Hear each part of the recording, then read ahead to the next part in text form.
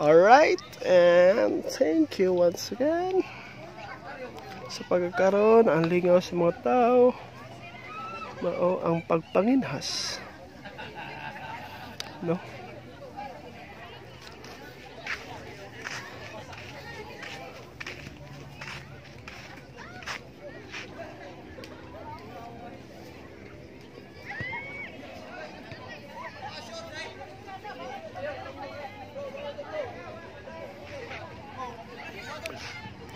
So, maorin yung doa nila, no?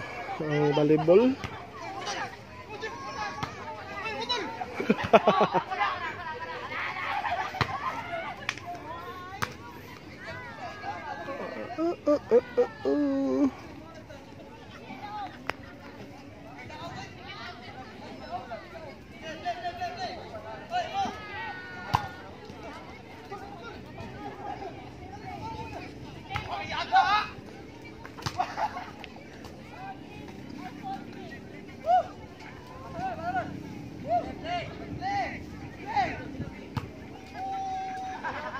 Alright, sayaw mo nagtanan.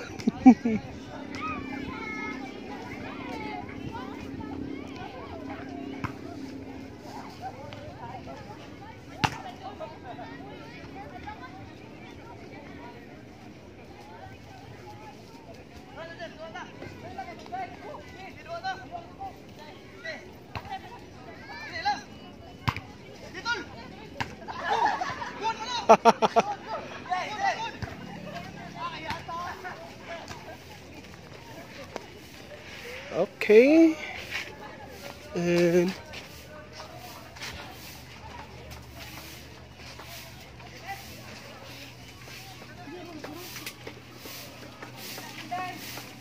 alright.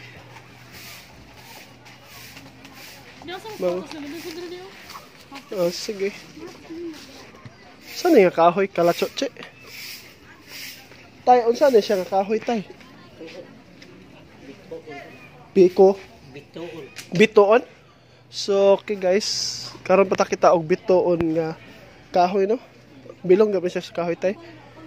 So, tambal sa hubak. Hubag-hubag.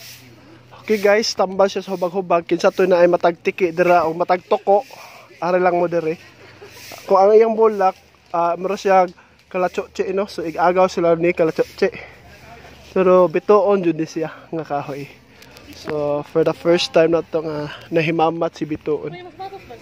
Okay, and hapit na mo gabi. Manggawas na ang mga tao kay tungod pataob na ang dagat, then wala na po'y init, no? Alright. Siya si Richie Canite, taga-Tayod Consolacion. Siya si Bisinta Mot si apelido.